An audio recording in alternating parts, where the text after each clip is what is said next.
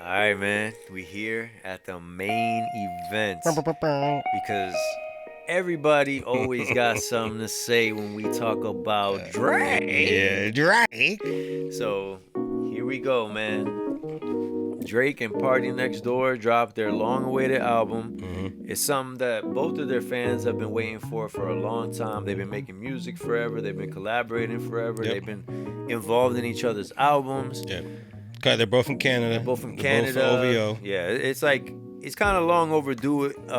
As a Drake or Party Next Door fan, long overdue. Just even like them being label mates. You know what I mean? Yeah. And something that you mentioned that a couple other people mentioned as well was like that the album seemed like it was kind of more like songs that maybe he asked him to get on. Yeah, it was more thrown songs together that were than already done. collaborated. You know what I mean? Like kind of like slapped together. There's little theories coming out saying that Drake kind of did that as a fu to Universal. Yeah. The way like logistically it was done and everything like that. Yeah, because if you look at the credits on any streaming app, it's OVO sound. It's not any record label. So it's definitely a thing where the situation surrounding the music could make it really easy for you not to just zone in on the music And digest it, yeah. So we're gonna do it two ways here. We're gonna just talk about the music, and we're gonna talk about like circumstances, the content on it, and all that Yeah. stuff. So, my immediate reaction as somebody that's not necessarily a big Drake fan is raps, but I'm a big fan of Drake singing. But I'm not necessarily a big fan of Party Next Door. Okay. So I like Drake's singing records more than I like Party Next Door, I got you. if that makes sense. You know what I Yeah, mean? yeah. Like, so I like the intro to CN Tower. It kind of gave me like So Far Gone type vibes. I like the way that he approached that record, the sound of it.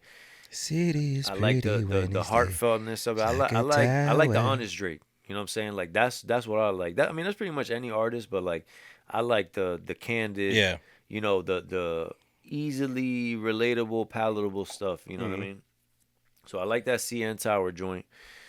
Honestly, bro, from then on, You bang with it. I pretty much didn't like anything until that one song that I sent you. I'm trying to find the name of it here. Is it Die Trying? Die trying, yeah. Die That's a Trying, good I one. liked a lot. I liked the lyrics on that joint, the way that him and Party approached it. Yeba's on that joint. But overall, man, I really didn't like it. I don't like the I don't know. I feel like some of the songs were too long with no purpose.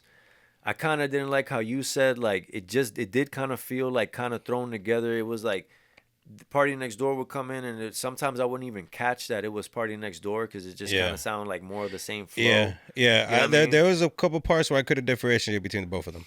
Yeah, and it wasn't like you said, there wasn't too much like cohesiveness where it was like I felt like they were really collaborating. You know what I mean? Like it just Yeah. really kind of felt like I felt like it was already pre-recorded Drake track, and he's like, "Yo, just redo my verse for me," and it sounded exactly like if it was Drake doing the verse. And I didn't like that. I'm still listening to it. I didn't like that, but you could tell. There's a little bit of significance between what a collab track would be, where Party brings his flow and his sound, and Drake brings his sound on a newly produced beat or something that already existed. That's fine, but it's like replace my verse with yours and try to sound like me kind of vibe. yeah. That was my first impression for sure. Yeah, and even his fans, I kind of see like a big split as far as the reception of the album. Kind of reminds me of when he dropped Honestly Nevermind. Yeah, Where it of was course. like a thing where like people were kind of like on either side of it. You know what I mean? But Which it is- Honestly Nevermind is actually my favorite Drake Yeah, album. this is the thing for me. Drake drops albums to demographics, right? And it's funny. A bunch of my homeboys said, "I don't know if I'm feeling it." These are sexy songs for you. These ain't for the homeboys. These are for the ladies. They made songs for the women. And It came out on Valentine's Day. And that's something Party Next Door was saying, like kind of just talking to all the people, like analyzing it, Yeah. trying to see the Kendrick angle of it, or like trying to Nah. You don't put need a Drake on the dictionary. lyrical pedestal You don't with need a this. dictionary for this album. Yeah, so it was like one of those things where it's like Party Next Door was saying, bro, this is a song to get women to, like, Yeah. get a life, nerd. Basically, is what To he's get the saying. buns too. He said it a little more, Yeah. a little un-PG, Yeah, but yeah, basically he said, "Get a life, nerds. This is Yeah. about girls, That's bro." it. Like I'm telling you, I was dead with the homies, and I'm like, my boy's talking about he's playing it with his wife, and he's like, I don't know if I'm feeling it, bro. This is not an album to listen to in front of your wife. Like this is not for loyal, devoted women. This is not. This is For for the party, bro. This is for the party, for the people, the single people, the people out Nokia, there. You know, give me a bro. hug. Give me a Those hug. are party And Give Me a Hug's the only one who we actually spit a verse to, and that's when he got a couple jabs. He's like, what do you say? He's like, Was that the one that he was like rapping off beat in the intro? yeah. But he had some good bars though. Let me. He has So people want to see Rip Me on his shirt like Hulk Hogan. so Bruh. now let's transition into like the speculation and all that Yeah. stuff. So going off of what you just said, some sexy songs for you. He starts the album with like, I don't know if you peeped it, but in the first song, he says something along the lines of like, "I'm a fan in real life," Yeah. which is what Kendrick called him. Yeah, Fan. you a You a fan, fan. you You a a fan. fan. So like right when that hit, I was like, "Damn, bro! Like you already on this?" You know what I'm saying? Like you could tell, you could hear the overtones. Oh yeah. Of the Kendrick beef in the album, Oh, all several. over the place. He had You're a not bar. gonna be twerking with a dictionary. Yeah. All He these, said, "Fuck that beef shit. I'm trying to make some party shit." He even had that one bar. He said, "We not like them, baby, and they not like Yep. us." Like, I mean, it's so funny because Drake fans are so pressed to say Kendrick is only thinking about Drake all the time. yeah, nah. But Drake then ain't let Drake it go. He ain't let it drops go. a freaking R&B Yeah, album, he ain't let it go. and he's dissing Kendrick Yeah. on it. Like, Because you bruh. know why? And then like he's doing a tour in Australia. He's doing a bunch of shows. He's headlining the festival in London in July. But he's not dropping a rap album yet. But he's telling everybody he's going to. But he know it ain't the time to drop rap because everybody's gonna do that. Yeah. They're gonna analyze his rap album and see, oh, you still can't rap as good as Kendrick. And he's smart. He's strategic. I'll give him that. But that's why he's like, what can I do? I could drop an R&B album right now. What can Kendrick not do right now?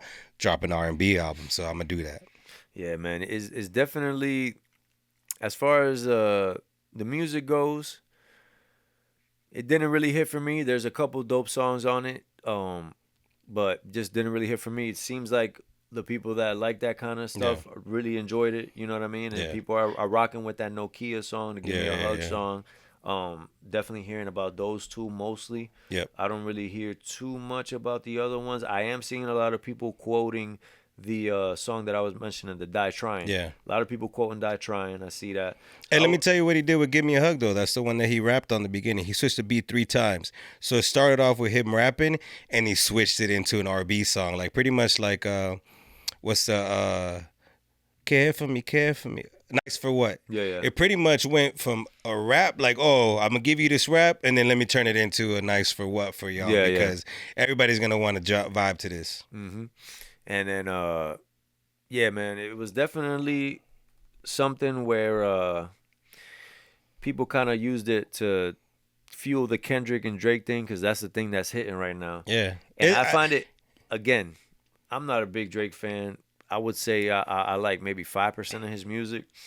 But I'm seeing this article on Hip Hop DX.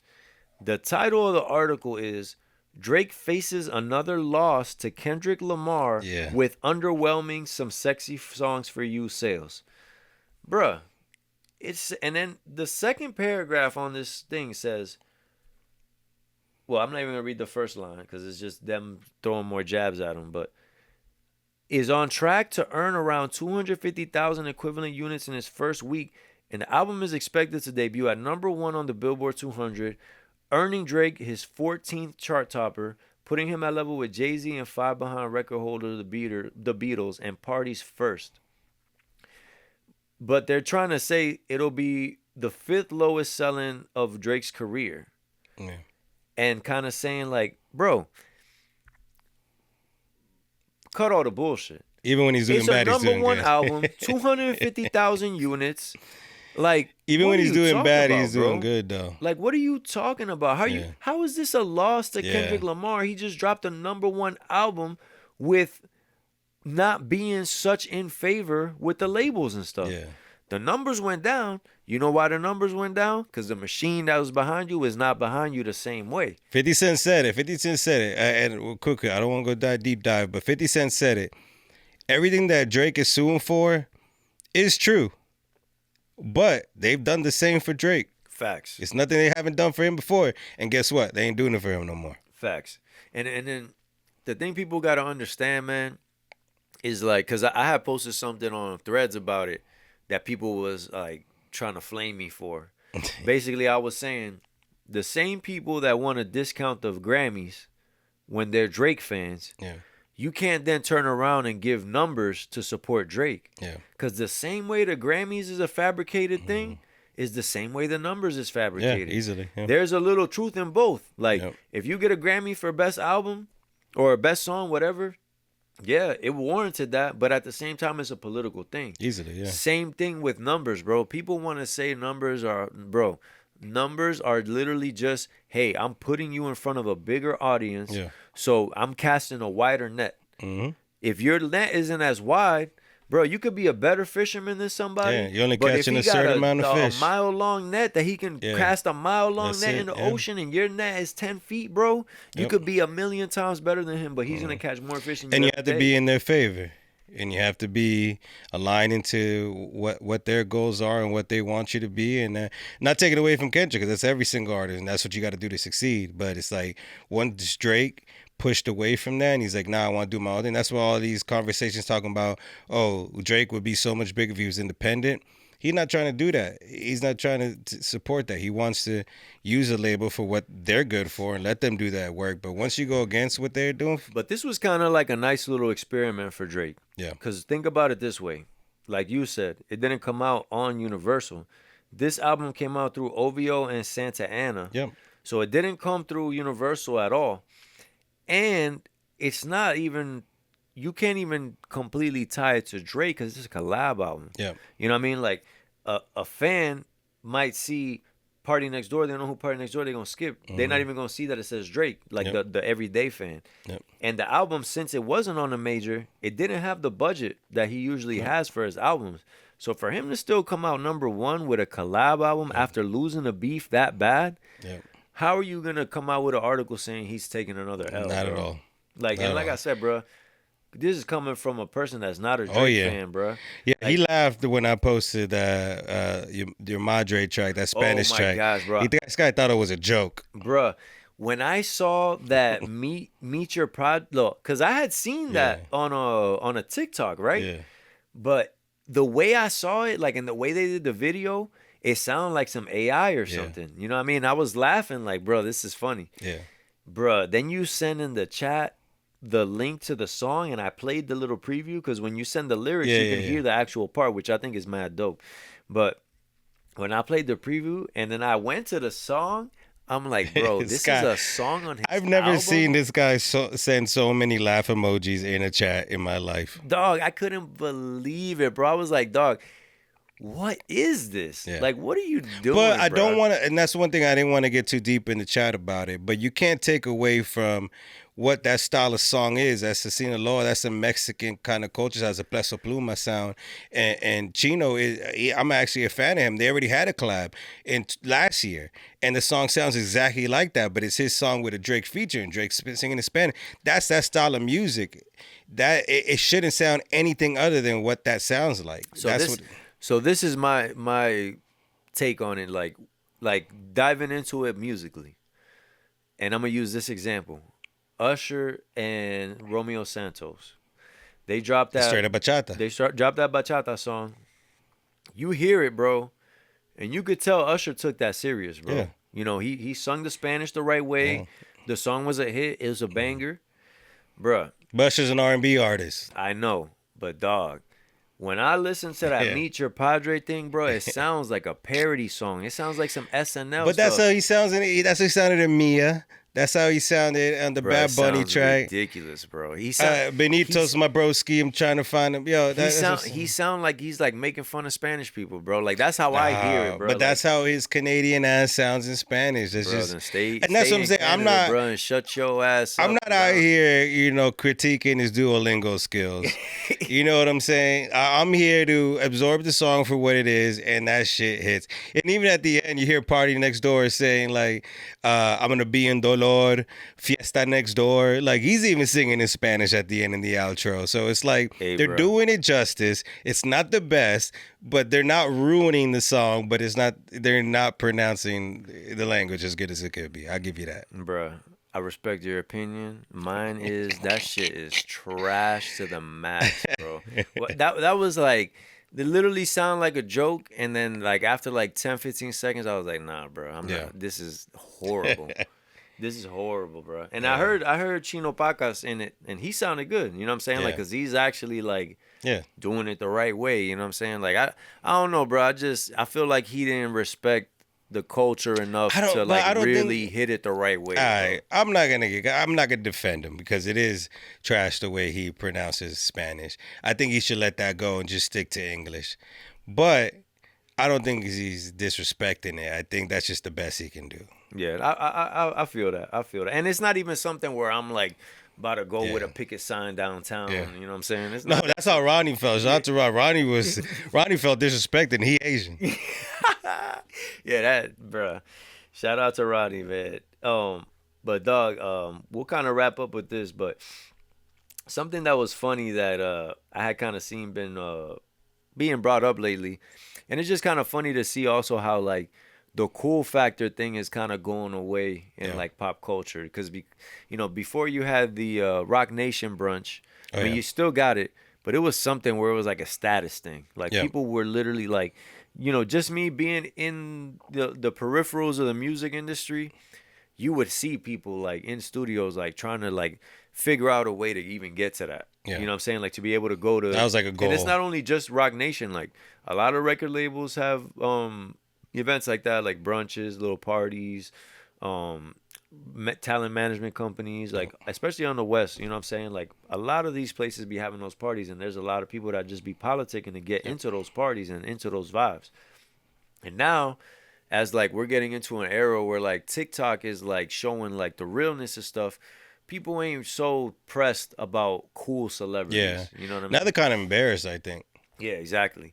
And then so you had Gillie on Shannon Sharp's podcast. Yeah. Shout out to Gillie, $1 million worth of game, Gillie and Wallow. So Gillie was talking about why they don't go to the Roc Nation brunch. He said they got invited, but it's like, bro, I'm the one with the motion right now. Yeah. I'm not going to go there just so Jay-Z can say, or Roc Nation can say, hey, look how we got all the people that matter. They coming here. They want to be here. Because he never really felt like nothing was going on there aside from him giving his momentum. Like, and it sounds funny. It's clout. And it sounds funny to people because they look at it from this way. Oh, Jay-Z is a way bigger rapper than like you should appreciate Jay-Z that invite or something than Gillie ever was. Exactly. Like, oh, you should you how are you even talking like that about Jay-Z? Like, bro, but right now Gillie's not a rapper, bro. Mm-hmm. Gillie is a podcaster, content creator, and he has one of the biggest. And look at him. He was in the Eagles locker room when they were in the Super Bowl. Bro, he got one of the biggest platforms right now as far as like talking to the people. So yeah, he got the clout. Like, you know what I'm saying? Jay-Z's out of the public eye. He's in a different space.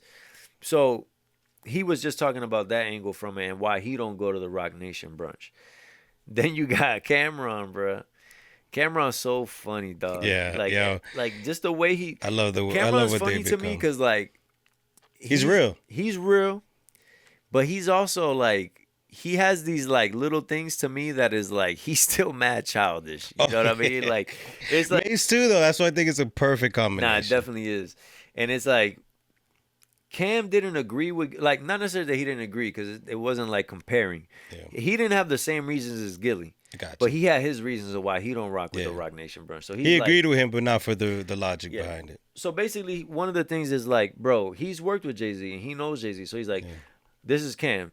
I done records with Jay-Z. I was actually signed to Jay-Z's company. I actually had a joint venture with Jay-Z and Def Jam. It's not a big deal for me to be around Jay-Z or Juan. You know what I'm saying? Like, so it's like he knows. One Epstein for the record. Yeah, so it's like that that thing for him is not like a clout Major. thing. It's not major for And him. he kind of feels the same where he's like, he got his platform and his platform is doing his thing. Like, why do I need to go to the brunch? But this is the part that got me, dog. He goes, it's not really a big deal for me to be around a bunch of men because there'd be a little scatter of bitches at that shit. And then it's a bunch of men. Secondly, you got a bunch of people just hanging out to take pictures. Not to piggyback off Gillie shit at all, but end of the day, why am I going to see people I seen 100 times and then it's really nothing to talk about? Is it a great tool for younger artists? Absolutely. He's basically saying, like, you know, if you're trying to rub shoulders and stuff and you're trying to network with people that maybe you've never been around and Oh, you yeah, never been able yeah. to be in that situation. Up and coming, but- if you never experienced that kind of, legends around you and that kind of success around you, yeah, I get it. But if you've been around that and that's just like tainted water to you at this point, ain't no reason to be around it. Yeah, facts. And it's just funny, man. Like, we kind of wrap up with this. Like, some people hold so much value in things like that, Yeah. like in the opportunity to be around this person or that person or, you know, whoever's popping at the time, whatever. It's like, bro, kind of like what we doing with the podcast, bro. Just do your thing, do it well, keep improving, and then what you looking for It'll will come- happen, it'll come bro. to us. It'll happen. Yeah. That's what it is. We're not chasing clout. We're not chasing to be like we started off this show with. We're not chasing to be something that's gonna get us exposure. We're chasing to make what we want to be exposed the best and the highest quality that it is, and that's it. We don't need no shortcuts or no piggybacks or nothing like that. And we're blessed to be in like good situations financially and life wise where like we don't need this to take off in a certain way for like our success is not tied to it. Like this is really like a labor of love. It's something that where we like channel our passions into it and really like just hone into things that we're, like I said, things that we're passionate about to make stuff happen with it. And it kind of goes back to that Roc Nation lunch thing. Like, bro, anything that you do or anything that you don't do, you can come up with a reason why or why not. You just got to do whatever to the best of your ability and make it happen. And that's at the end of the day what it is. Yep. And at the end of the day, what you gotta do is stay butter.